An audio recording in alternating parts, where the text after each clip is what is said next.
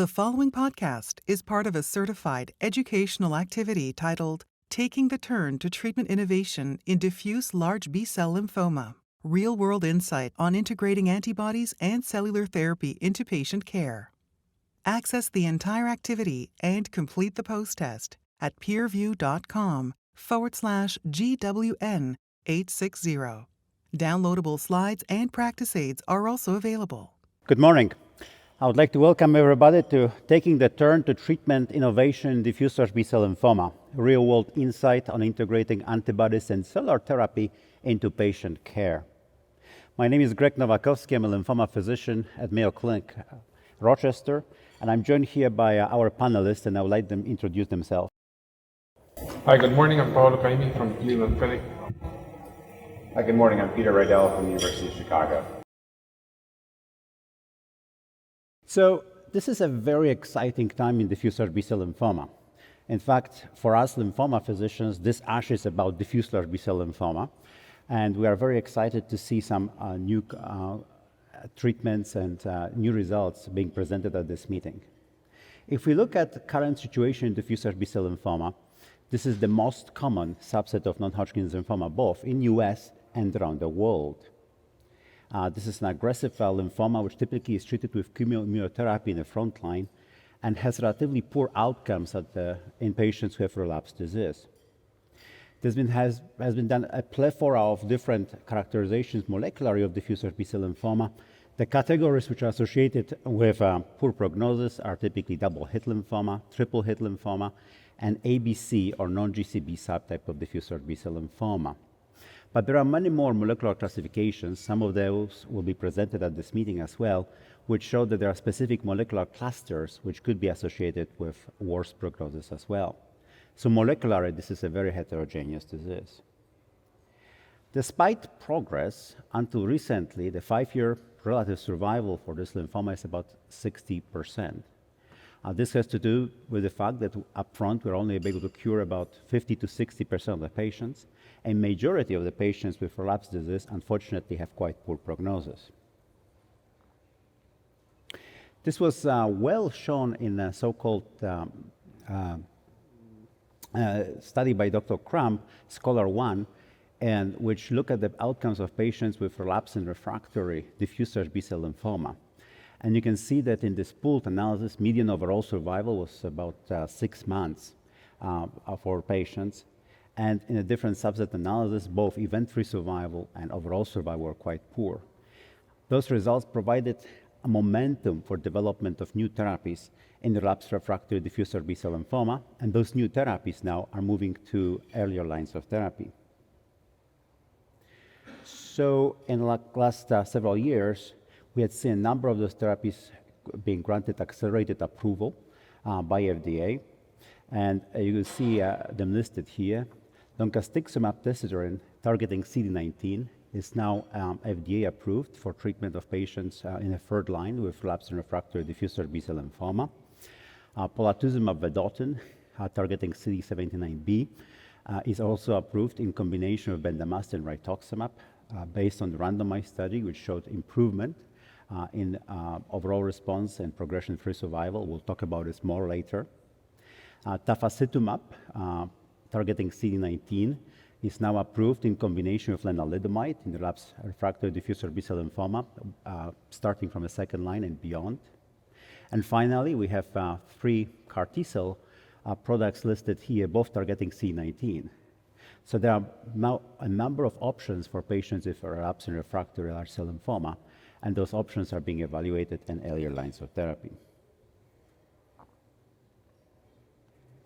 Now, what's really exciting about this meeting that there will be some results presenting this movement to earlier lines of therapy. And the first one, which I would like to draw your attention to, will be a Polaric Study, which we presented during the late-breaking abstract sessions on Tuesday. So in Polaric Study, patients with previously untreated diffuse large B-cell lymphoma, adults with IPI 2 and 2.5, were randomized to polatuzumab plus R-CHP versus R-CHOP. And therapy was for 6 cycles with additional 2 cycles of rituximab, as you can see in this schema. The primary endpoint of the study was progression-free survival. And what we know from the abstract was that the study met its primary endpoint in terms of the progression-free survival, and there was also benefit in event-free survival and disease-free survival. So far, it appears to be no difference in overall survival, but we'll see the details of this during the presentation. So this is the first randomized phase 3 study which met its primary endpoint in this setting. And it will be fascinating to watch how introduction of Polaric vedotin to first-line therapy could affect choices in a second line and beyond. For example, Polaric vedotin is frequently now used in the second line, particularly in bridging patients to CAR T-cell therapy. So will this use continue? Will it be equally effective? And what will be the adoption of this new possible standard of care in a frontline setting? We'll also have to see. It appears that there's a trend towards more significant benefit of this therapy in patients with high RPI, and this will be another interesting discussion during the meeting. There are some other phase 3 trials ongoing as well. This one here is called FrontMind. Very interesting design. So it randomizes patients with high-risk diffuse large B-cell lymphoma, so IPI 3 to 5, to treatment with Menolindomide and Tafacitab plus R-CHOP versus R-CHOP alone. So a doublet versus R-CHOP alone. Now, Tafacitab and Menolindomide, as I mentioned, is approved as a doublet in relapse refractory setting. So it makes sense to move this doublet to upfront therapy. And previous randomized study, E1412, showed possible signal of benefit of addition of lenalidomide alone. So here, addition of this doublet is really promising. What's also interesting about this study that it's really focusing on high-risk patients. So this is the first study, to my knowledge, which caps the time from diagnosis to treatment, trying to capture the patients with rapidly progressive disease, where there is really a room for improvement in terms of the progression-free survival and overall outcomes. In the second line, the major developments at this conference will be obviously CAR T-cells. Both ZUMA-7 and TRANSFORM results we presented at the meeting. You can see the abstracts there. And those studies have shown that proceeding directly to CAR T-cell therapy could be superior to standard therapy with salvage chemotherapy and local stem cell transplantation. There's a third one. There's a third one study which Peter will mention, which was actually negative. And comparison of those studies will be very informative in how do we select patients for next line therapy. So again, this is an extremely exciting meeting for all of us who are treating diffuse large B-cell lymphoma. And the good news for our patients is that we have now more therapies, and those effective therapies in relapse refractory setting are moving rapidly to frontline setting. So today's agenda will have clinical consult sessions. We'll first discuss antibody therapy in relapse refractory diffuse large B-cell lymphoma, including CD19 and bispecific antibody approaches. And they will present the latest and on a rapidly emerging future of CAR T-cells in diffuse large B-cell lymphoma. And then we'll touch on the issue of how do we sequence those therapies and how do we choose those therapies now when we actually have a choice in this setting. Thank you very much for your attention. I'll pass it to Paulo. Good morning. So we'll just go straight into the first case. There you go. So we have a relatively typical diffuse large B patient we have to treat. So Ellen is a 72-year-old woman. She was diagnosed with a diffuse large B NOS. She's advanced stage disease, as the disease involving the bone, liver, with a high risk. And it has some comorbidities that are not that uncommon in patients this age, with atrial fibrillation, some diastolic dysfunction, and moderate COPD.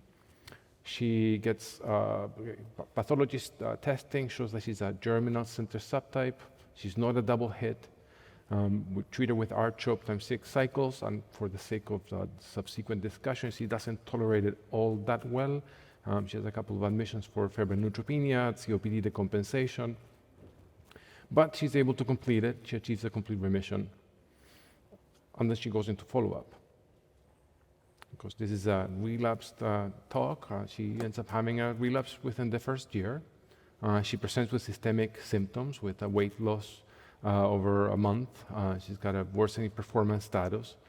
She has some B symptoms. And she gets another PET scan that shows that she has diffuse disease involvement of the marrow. She's got liver involvement. She has a bone marrow biopsy that shows that she has involvement by diffuse large B. So we have a relapse patient, early in borderline performance status, borderline tolerance to frontline chemotherapy. So the first part of the discussion involves what kind of patient is that eligible for transplant and how do the comorbidities affect your eligibility, and does the cardiac and pulmonary disease make a patient ineligible. And I think in general, not all cardiac and not all pulmonary comorbidities make you ineligible. Borderline function, decreased or borderline DLCO, decreased FEV1 are significant risk factors for having pulmonary complications of transplant. Cardiac complications, particularly a decreased ejection fraction with heart failure, make a patient much less eligible for a transplant, and knowing that they're going to have a rapidly increasing risk of having acute toxicities from the transplant. The additional thing is that there's some component of a gestalt when it comes to choosing a patient for transplant who meets the number criteria. It's in the middle of their 70s, so theoretically could go forward with transplant, but hasn't tolerated chemotherapy well, has borderline performance status going on to salvage. That patient in general would not be taking it to transplant. And I think in a patient who has a COPD, who probably doesn't pass well their spirometry testing and DLCO, would be somebody who we would probably not take to an autologous transplant and consider them ineligible for salvage chemotherapy after that. Now, the discussion is whether these patients are eligible for CAR-Ts, and I think we can say that the eligibility for CAR-T cell therapy tends to be somewhat broader than that for autologous transplant. If we're able to manage the acute toxicities, they tend to tolerate it relatively well. I think we can all agree that the tolerance of the conditioning regimen is very easy when we do CAR-Ts, with usually it's low doses of fludarabine and cyclophosphamide, except for myelosuppression. And if we're able now to manage CRS very well and kind of catch it very early, in general, patients don't require intensive care as much, and they don't need too much support. But here the question is, in a patient who is in requirement of a second line, who really cannot go for transplant, what would be the role of novel antibodies and antibody-based therapy in the second line here? Now, what are the potential next steps? Tafacitab and Menolindomide are approved on the stage. Polatuzumab and rituximab is approved for third line. The US is used in second line as well. It's approved in second line in Europe. And the question also is, could you use salvage chemotherapy without consolidation for a transplant? And we know here that salvage chemotherapy in general, even in patients who have eligibility for transplant, we know, and we can discuss a little bit further, that their performance of salvage chemotherapy is relatively poor. Whereas in the front line, you'll have significant number of patients that have disease control with chemoimmunotherapy. In this line of therapy, and particularly in somebody who relapses within the first year, we know that the performance of salvage chemo is borderline. And here we'll see, so after a patient gets a frontline therapy, about 2/3 of the patients will be cured and won't require subsequent therapy. More than a third of patients will have relapse refractory disease, and those patients will need second line therapy. On fit patients, we consider them for platinum-based salvage chemotherapy, and a proportion of patients will be chemosensitive and that will proceed to transplant, and a proportion of patients will be chemoresistant, and right now they're considered for other salvage therapies, including CAR-T cell therapy. Now, the proportion of patients here is inverted, where the patients who are chemosensitive are approximately 1/3 to 40%, whereas those who are chemoresistant, about 2/3 of patients. Now, for patients who are less fit, who are really not eligible for platinum-based therapies, who have comorbidities, who can't really tolerate transplant or are post-transplant, here the role of novel antibodies enters. And there are multiple novel agents. Several of them are approved. We have Polatuzumab as an antibody-drug immunoconjugate that targets CD79. We have two agents that are targeting CD19 with Tafacitab and Loncastuximab tesirine. And then we have multiple other agents that target surface markers on the surface of B cells, including ROR1. CD30 has a role in diffuse large B-cell lymphomas that are CD30 positive. And then we have CD20, which is a good old target, and we have ignored rituximab on this slide, but we still pay allegiance to it. And CD20 is definitely an important target on the surface of the B cell that we use consistently. There are other potential T cell targets and checkpoint markers that have a role in a potential role in the treatment of diffuse large B-cell lymphoma, including TIM3, PD-1, PD-L1 have been less validated but may have a role. CD137, TIGIT is another one, and as well as a macrophage target, including SIRP-alpha. In addition to this, we have another way that Dr. Nowakowski will talk about, which is using bispecific agents that combine the use or the targeting CD3 and targeting CD20 so that we can bring T cells to act upon surface marker of the B cell. And these are several that are coming. You will see them throughout the meeting today, but include Glophytamap, Mosunetuzumab, Plamotamab, Odronextamab, and Epcoritamab. And I'm just trying to show off that I can say their names. So starting with Tafacitab. Tafacitab is a glycoengineered antibody which is essentially has an enhanced FC portion, so it has a better capacity to engage effector cells to kill the cancer cell. And essentially you have enhanced antibody-dependent cellular cytotoxicity as well as antibody-dependent cellular phagocytosis. And there's also direct cytotoxicity by the antibody itself. So you have the effector cells that kind of participate in this process are the natural killer cells as well as the macrophage.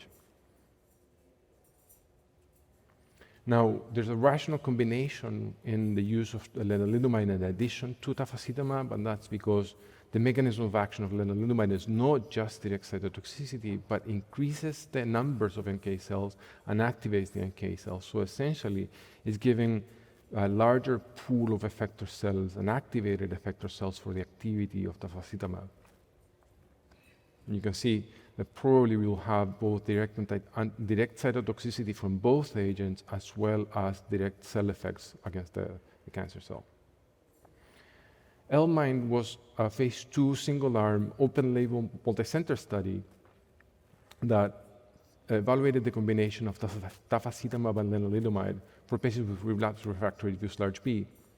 It included patients who had had 1 to 3 prior regimens who were considered not eligible for transplant, excluded patients with primary refractory, and also patients who had double-hit lymphoma were excluded. Patients received an induction regimen with Tafacitab that was more frequent than the first month and then less frequent than the second month, and then went on to get Tafacitab twice a month from cycles 4 to 12, and then lenalidomide was given throughout the first year, monthly from days 1 to 21. On patients who had a stable disease or more or better, they proceeded to receive continuation of Tafacitab twice a month until they progressed. The primary endpoint was overall response rate. Median follow-up of the study at the time of reporting was 17 months, but we've had several updates that we'll see later, with secondary endpoints including PFS, the duration of response, and overall survival, as well as safety.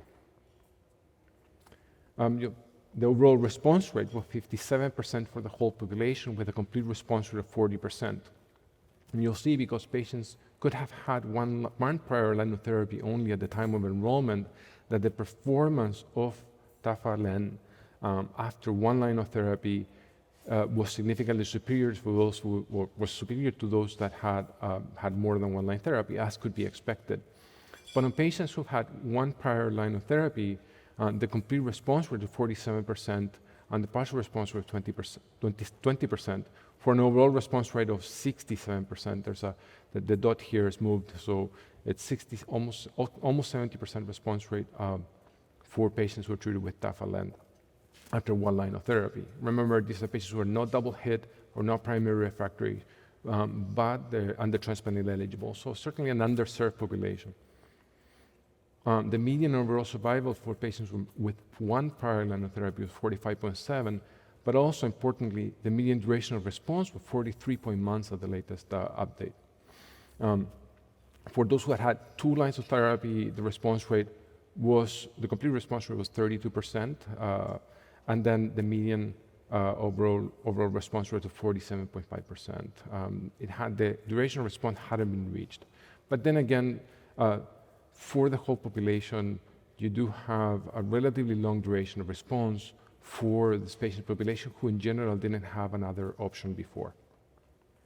And here are the updated curves, and you see how particularly patients who achieve a complete response after treatment with Tafacitab and Menolindomide have very good survival curves and progression-free survival curves, which appear to show that you can sustain the response for a prolonged period of time. Now, Dr. Nowakowski here will be presented at this ASH the comparison of real-world outcomes for patients who had Tafa-Len and those who had other agents. And you can see here that in comparison with other agents that are used in the second and third line, the patients who are treated with Tafa-Len have improved overall survival as well as improved response rates when compared with R-squared, which is a regimen that we tend to use, or polatuzumab, bendamustine, rituximab. Right. So, what are the practical considerations on a patient that gets Tafa-Len? So, we talked about the early relapse for the patient, and here the main questions are: A, using the appropriate dosing over the first cycles, looking at the schedule, and talking about proceeding to monotherapy, as well as monitoring for some of the toxicities that you can see. Now, when you look at the scheduling, and this is important to consider before you're starting a patient on this regimen, is to give the patient an idea of how often they'll be coming, and particularly the first couple of months. And you'll see that patients will be getting their lenalidomide for 3 weeks out of the month, and then that they will be getting a Tafacitab loading that will be twice the first week, and then they'll be getting it weekly for that first month. So it'll be 5 visits on the first month, and on the second month, they'll be getting it weekly. Once that is completed, throughout the first year, patients will be coming where cycles 4 to 12, cycles 2 and 3 will be 4 times a month. And then from cycles 4 to 12, they'll be coming twice a month for their Tafacitab infusion and continued Revlimid. If they achieve anything more than stable disease, they can continue a monotherapy with Tafacitab twice a month. So it's an involved schedule, particularly in the first 3 months of treatment. The most frequent toxicities were primarily hematologic, and you see here that neutropenia of all grades happened in 50% of patients, with the majority of those patients having neutropenia that was grade 3 or more. Patients had other hematologic toxicities, but in general was relatively well tolerated, and high-grade hematologic toxicity other than neutropenia was not frequent. The other non-hematologic toxicity that was reported on patients was also having rash with Tafacitab and lenalidomide. One thing to consider, and I think I've seen in my own practice, is that patients who tend to be heavily pretreated, like some of the patients we're treating, tend to have more hematologic toxicity than those who are receiving on the front line. So a patient like Ellen, who may be getting it after first line, may actually tolerate this a little bit better, may not have significant hematologic toxicity. And again, of course, once lenalidomide is discontinued and patients continue to monotherapy, the severity of adverse events was decreased. Now, how about using repeated agents that target CD19? And there's a case report that's presented or showed by Dr. Sakemura during this ASH, and talks about a patient that received CAR T targeting CD19 after receiving Tafacitab lenalidomide. This is a patient who had dose-adjusted R-EPOCH for their lymphoma in 2013. Then in 2015, received RIs times 3, had disease control for a couple of years, and then had, in October 2017, had L-MIND times 7 cycles, was on stable disease, proceeded to receive additional salvage with GEMOX, so multiple rounds of chemotherapy, and subsequently, in 2018, received CAR T cells and was able to have a long-lasting sustained remission, although complicated by the development of acute or treatment-related acute myeloid leukemia and dying from that disease, although in remission from the lymphoma. So at least this case suggests that you can give CAR Ts after Tafacitab, and I think some of us have been doing that in practice when we see patients that have persistently CD19 positive disease after treatment. So a practical summary, Tafa and lenalidomide is an option for patients who are transplant ineligible who relapse after the initial therapy with diffuse large B.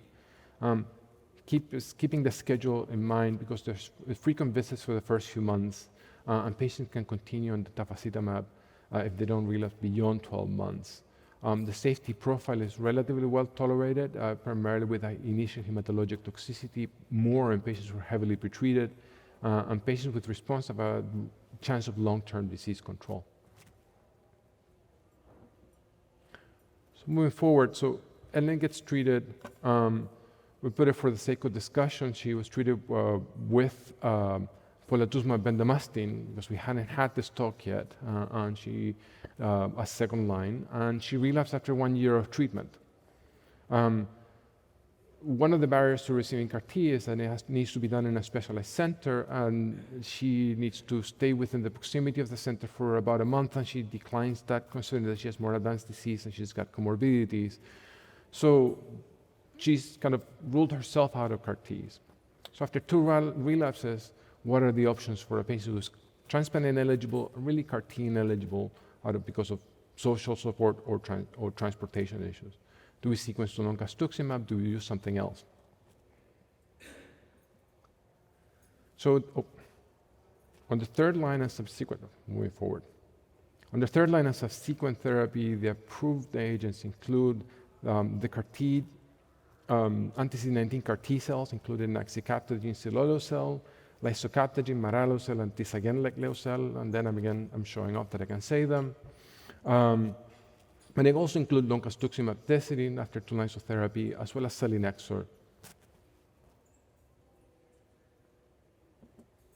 Now, loncastuximab tesirine is an antibody-drug immunoconjugate, and it comprises a humanized anti-CD19 antibody, which is different than the antibody and the FM63 that is in CAR Ts, that is conjugated to a pyrrolobenzodiazepine dimer. The mechanism of action, loncastuximab binds to CD19, is internalized, the linker is cleaved, and the PBD dimers are released and they have a cytotoxic activity, primarily by DNA cross-linking. In the phase 1, we saw that there were multiple patients that responded at different doses, and we showed that it was fairly active in diffuse large B-cell. It was very active in diffuse large B-cell lymphoma and other lymphoma subtypes. The recommended phase 2 dose was 150 micrograms per kilo. That was tested in subsequent phase 2 trials with a dose de-escalation plan that was included in the phase 2 that we'll see later.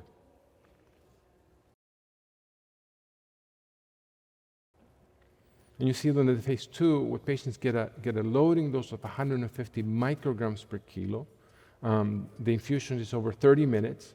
They get this on the first 2 cycles, and then after cycle 2, they get 75 micrograms per kilo up to 12 cycles every 3 weeks.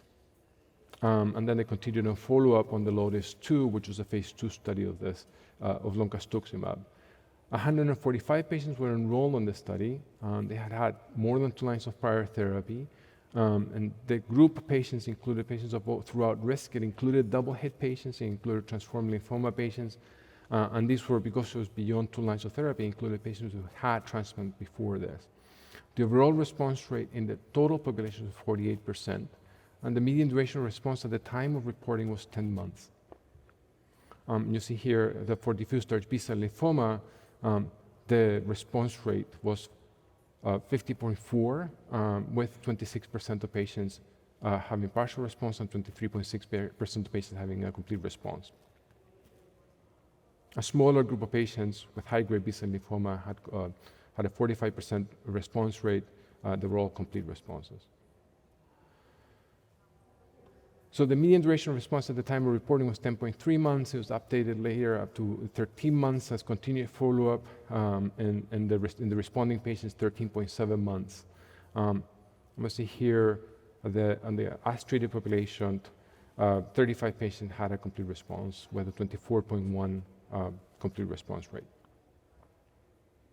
I will be presenting at ASH this year the overall response rate of 46% of patients in this study of patients who had prior CAR T-cell therapy. So we did include within this trial patients who had progressed after CAR T. Now, part of the eligibility was that if you had prior CD19 targeting agents, that you had to have a CD19 positive disease by biopsy. You see here the curves in patients with different risk. You see double, triple hit patients were responding as well, including also patients with transformed disease. Older patients had good response rates, as well as patients who had failed to respond to frontline therapy. And this slide is primarily to illustrate that the activity of loncastuximab appears to be fairly comparable among patients who are high risk. And here are the overall survival curves, the overall progression-free survival curves on patients, and you see a patient with complete response who are able to sustain disease control for a prolonged period of time. Now, in terms of the safety, the most common grade 3 or more treatment adverse events were neutropenia, thrombocytopenia. There was an elevation of gamma-glutamyl transferase that primarily occurred independently of other transaminases. So patients really didn't have any other evidence of hepatic dysfunction, and in general was not associated with many clinical manifestations. You also saw anemia. Serious adverse events were reported in 57 of the 145 patients. Now, when you prescribe loncastuximab, there are certain logistical considerations that include using steroid premedication that definitely decreases adverse events. It was established in the phase 1. And we give dexamethasone on the day preceding the treatment, day of treatment, and then the day after treatment. And if the patients forget to take their dose at home of dexamethasone, what we do is usually premedicate them with intravenous dexamethasone an hour before getting their loncastuximab. It's important to remember that there are certain adverse events beyond those of hematologic toxicity. The gamma-glutamyl transferase increase is of unknown clinical significance. It's not associated with liver function test increase, but it's something to keep on monitoring when you're giving this drug. Some of us observed edema and effusions, so it's important to have the patient monitor the weight, report them when they're increasing more than 1 or 2 pounds per day.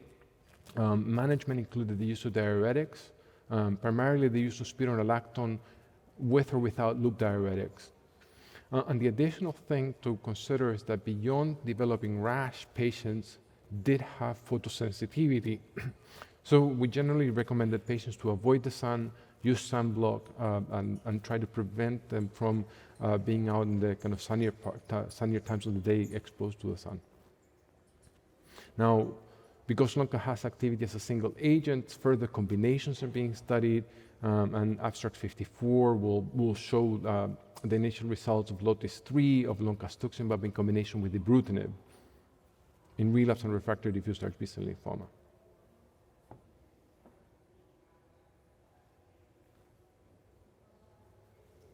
Thank you very much. Thank you, Paul, for this excellent overview of antibody drug conjugates in the treatment of relapsed refractory large cell lymphoma. Definitely a very important agent with favorable safety profile, and simpler logistics than CAR T-cell therapy, which we'll talk later about. So this is huge development and broadly used in the clinic. So if you're excited about antibody therapy, and if you're excited about CAR T-cell therapy, which will be a subject of the third talk, you cannot be not excited about bispecific antibodies, because those are the ones which are bridging those therapies in a very unique way. And I think a lot of us are thinking that those antibodies will play a major role in the management of patients with relapsed refractory diffuse large B-cell lymphoma, and maybe even move to earlier lines of therapy. So before we move to the session on CAR T-cells, I would like to briefly present a short overview of bispecifics. So the concept is relatively simple. So the antibody is bispecific, so targets target on malignant B cells, typically CD20, although CD19 and other targets also can be engaged, and CD3 molecule on a T cell. So it brings the cytotoxic T cell in the proximity of the tumor, just like this would happen with the CAR T cell therapy, and this results in a cell death. Now, one of the first agents developed in this space was actually Menolindomide, which was targeting CD19, and it was not a full antibody. So the idea was to bring the T cell in a real proximity of malignant B cells. But unfortunately, this resulted in a relatively short half-life of this drug, which logistically is more difficult to administer. But then it turned out that just bringing them with the full antibody in the proximity was enough to induce the cell death. So the new antibodies, bispecific antibodies, have longer half-lives, which makes it logistically much easier to apply in the treatment of patients with relapsed and refractory lymphomas. The other exciting development about this strategy is that there's a possibility here for combination with other therapies, which may not necessarily see with CAR T cells. With CAR T cells, escalation, adding additional agents, particularly after lymphodepleting therapy, could be difficult. But here, you actually have opportunity to add additional agents, maybe immunomodulatory agents or other immunostimulants to this therapy as well.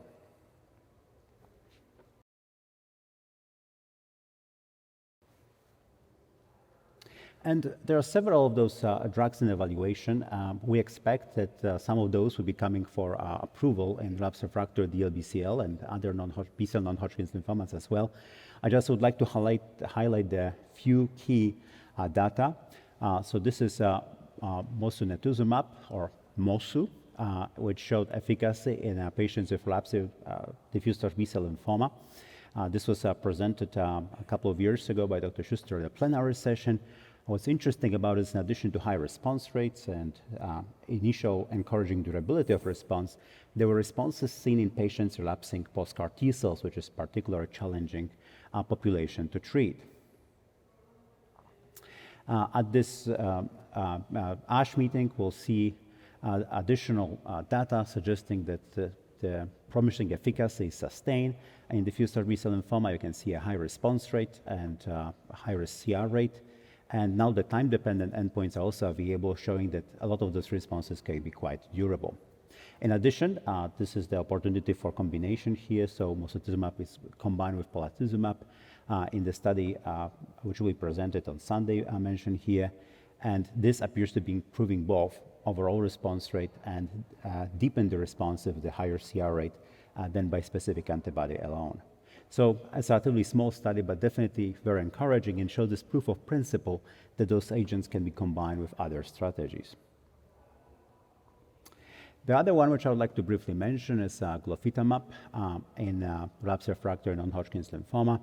Again, this is a T-cell engaging antibody. It actually has an interesting structure with bivalency for CD20, which actually opens the opportunity for targeting at the same time with other CD20 targeting antibodies, particularly rituximab or similar antibodies. The early studies showed, again, very encouraging for single-agent response rate of about 50%, with approximately 30% of the patients achieving CR. And this was particularly true about the cohort, which was treated above the 10 milligrams, where you can see that their CR rates have even increased. And there will be an update at ASH presenting expansion cohorts. And again, this agent could be combined with polatuzumab vedotin as well, with improvement in overall response rate and CR rates. Obviously, it's very early on, so I have to see how durable those responses are, but those results are extremely promising and shows again the feasibility of combination of bispecifics with other antibodies or therapies. Epcoritamab is another antibody being developed in this space. It is a humanized antibody. It is actually administered subcutaneously, which allows avoid peak cytokine levels and then decrease the risk of severe CRS. So this makes it logistically easier and observation easier as well. It appears to be a very promising way of administration for bispecific antibodies for that reason. The initial study, similarly to other bispecifics, showed higher response rates in relapsed refractory diffuse large B-cell lymphoma. And you can see that those responses appear to be quite durable in patients as well. So a very promising approach. What's true about all those bispecific antibodies, but particularly about EPCOR, is that they do have a very favorable safety profile. Cytokine release syndrome and neurotoxicity can be seen, but generally it's a low grade, lower than we typically see in CAR T-cell patients. There will be another abstract presented at this meeting, which will look at the preliminary data from a small number of patients combining EPCOR plus R-CHOP, and in this setting, it appears to having a favorable safety profile in high-risk patients.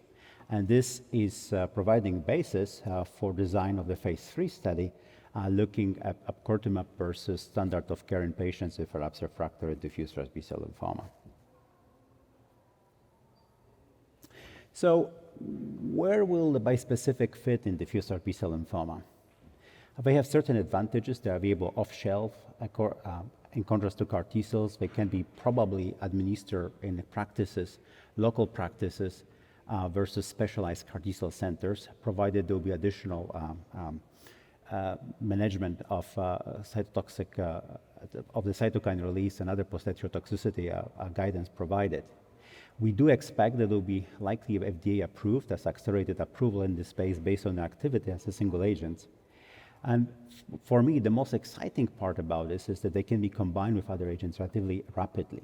So it took a while to move other therapies to the frontline setting or a second line setting, but I think bispecifics will be actually penetrating this space much faster. Obviously, there will be a lot of unanswered questions. One will be a sequencing of the best therapy.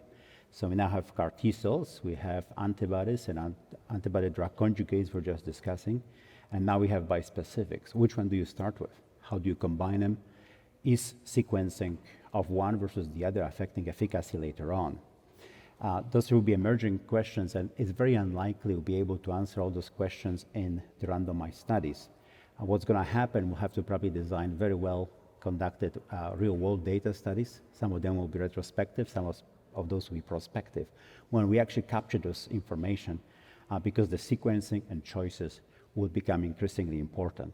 So diffuse large B-cell lymphoma, we had this discussion earlier today, will become a little bit like myeloma. We have multiple active therapies, and how do you choose, how do you sequence, how do you combine, will be a pivotal question. And of course, I already mentioned that they will be moving into early lines of therapy, and particularly with bispecifics, where logistics are simplified and they can be easier combined, I believe, than CAR T-cell therapy. We'll probably see this propagation to earlier lines of therapy quite early in their development.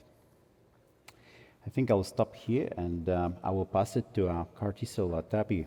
Peter? Excellent. Thank you, Dr. Nowakowski. So now we'll sort of switch gears and discuss cellular therapy and how it's really changed some of the real-world practice. So first we'll start with a case. Alex is a 66-year-old gentleman with a history of triple-hit diffuse large B-cell lymphoma. He demonstrates the high-grade B-cell lymphoma phenotype with rearrangements of MYC, BCL2, along with BCL6. At diagnosis, he's stage 4 with a high IPI score of 4. He doesn't have any major medical comorbidities. And as one of our standard treatment approaches, he undergoes therapy with dose-adjusted R-EPOCH. After 3 cycles of treatments, he undergoes an interim PET-CT scan in order to gauge his treatment response, which at that juncture demonstrates a partial remission.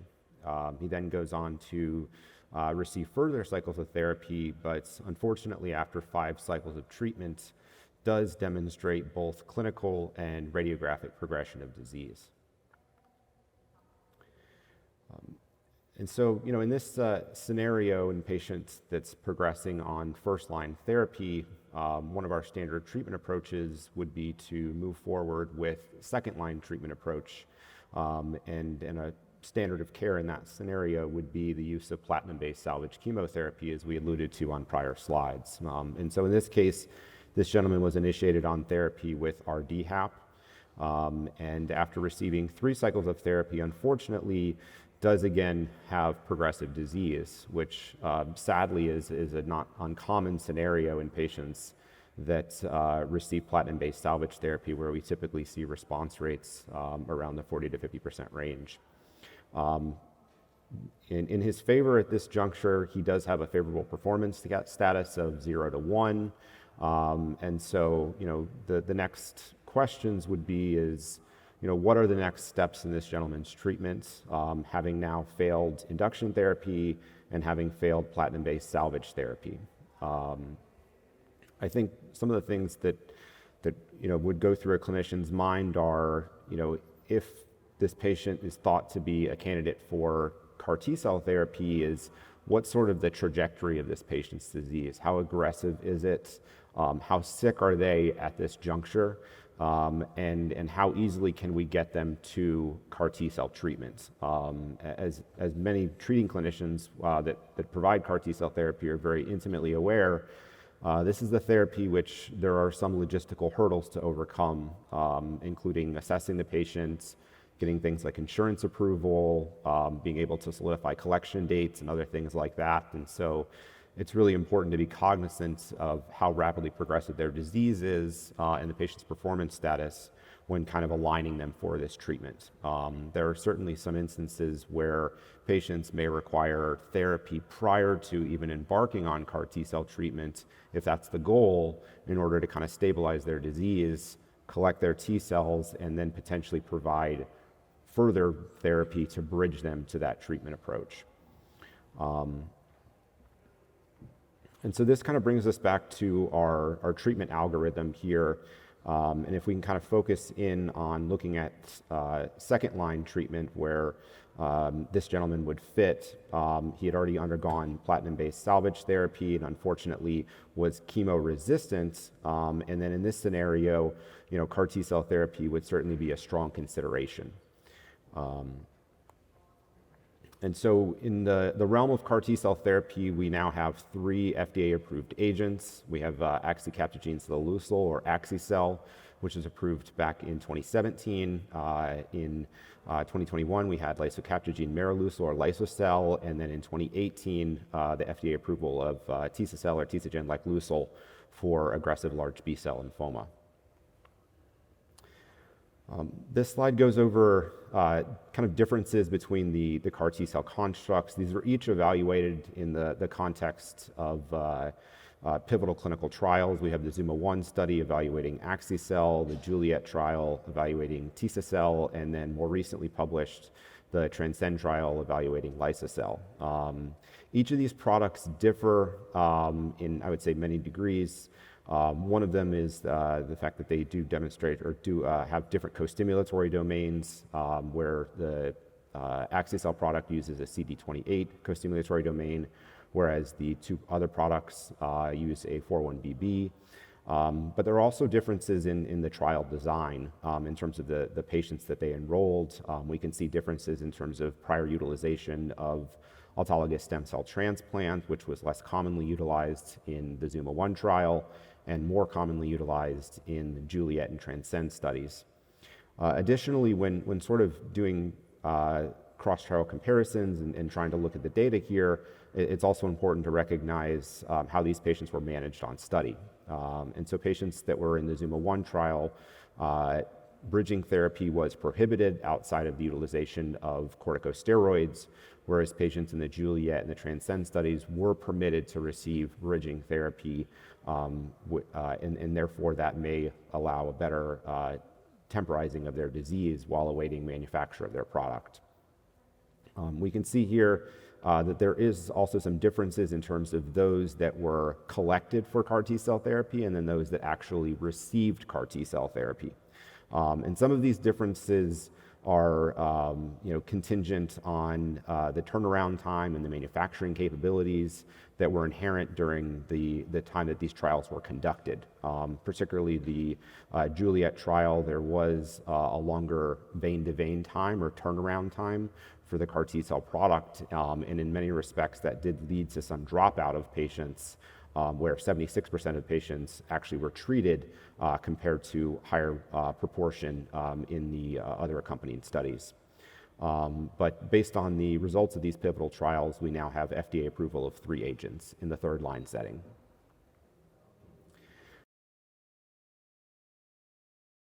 And so just to kind of discuss some of the practical aspects of CAR T-cell therapy. So first would be identifying an eligible patient for CAR T-cell therapy. And as I referenced, it's currently FDA approved in the third-line setting, so for patients that have failed 2 or more prior lines of therapy.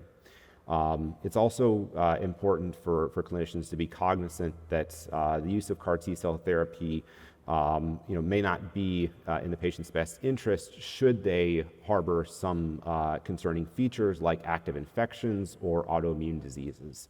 And particularly with active infections, we've seen instances where there is higher degrees and severity of cytokine release syndrome in patients that undergo that therapy while currently experiencing an active infection. And so in these instances, certainly consulting with infectious disease experts and adequately managing the infection with antibiotics and other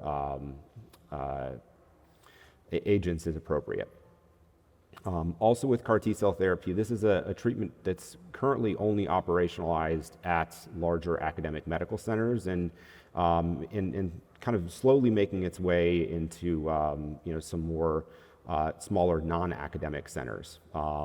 With this, though, that certainly does require referral, which does take time in order to establish care, solidify appointments. Following referral to an academic center, the patient would undergo collection of their T cells, and then they would be shipped off to the manufacturer where they would undergo engineering to become CAR T cells. Following the return of the CAR T cell product to each of the treating centers, the patients would be conditioned with lymphodepleting chemotherapy, which is typically given in the flavor of cyclophosphamide in combination with fludarabine, given for 3 consecutive days, followed by 2 rest days, and then the infusion of the CAR T-cell product.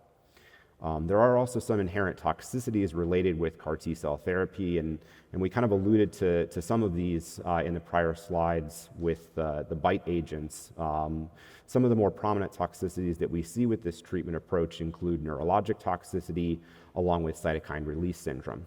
In general, these toxicities both manifest and in many respects resolve within the first 2 weeks or so after infusion, but certainly they require a very dedicated management strategy and being very vigilant in order to recognize the development of these toxicities. We do have now FDA-approved agents to also treat these toxicities, specifically tocilizumab, which was FDA-approved at the time of axi-cel Cellular for patients with cytokine release syndrome. Neurologic toxicity is also one of the other inherent toxicities with this, which can present in varying ways, but in many respects, confusion, word finding difficulties, tremor, and in some respects, seizure activity as well. And the mainstay for therapy in that would be corticosteroids. There are now established grading and management guidelines through a number of societies, including the ASTCT, along with the NCCN, which can be looked to in order to have some guidance in terms of managing these toxicities. Although in many respects, toxicity management is institutionally dependent. Following CAR T-cell therapy, there is also long-term monitoring and follow-up for these patients. The FDA does mandate that patients are followed for a minimum of 15 years after their CAR T-cell infusion to evaluate for any long-term toxicities, development of secondary malignancies, and things like that. But that would also be monitoring for relapse and recurrence. And relapse and recurrence are things that we more commonly see in the first 6 to 12 months following CAR T-cell treatment. So now we'll circle to discussing some of the evidence behind CAR T-cell therapy in aggressive large B-cell lymphoma, and this will largely be evaluating the data that was presented from the pivotal clinical trials. So the ZUMA-1 study was the first published back in 2018, and then an update with longer-term follow-up in the Lancet Oncology article from Fred Locke was published in 2019.